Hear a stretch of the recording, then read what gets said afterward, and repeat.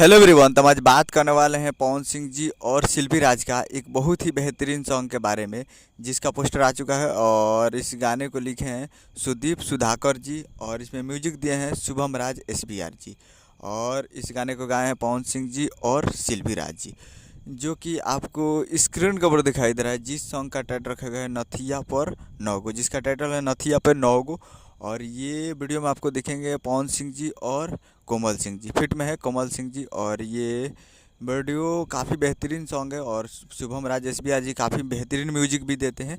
तो ये coming soon है, जी हाँ, ये कमिंग सून है। बहुत ही जल्द आप लोगों को देखने को मिलेगा ये सॉन्ग, और बहुत ही ज़बरदस्त ये सॉन्ग बनाया गया है। और ये आप लोग देख सकते हैं Usha films present Bhojpuri YouTube channel पे। Usha films present Bhojpuri YouTube channel पे तैयार रहेगा, कमिंग सून है, 1-2 दिन में आपको रिलीज़ किया जाएगा। तो उम्मीद कर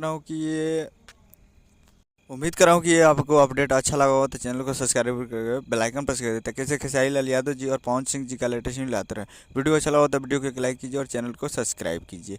मिलते हैं अगले वीडियो में, तब तक के लिए जय हिंद, जय भोजपुरी। तैयार रहिएगा, बहुत ही जल्द आप लोगों को देखने को मिलेगा।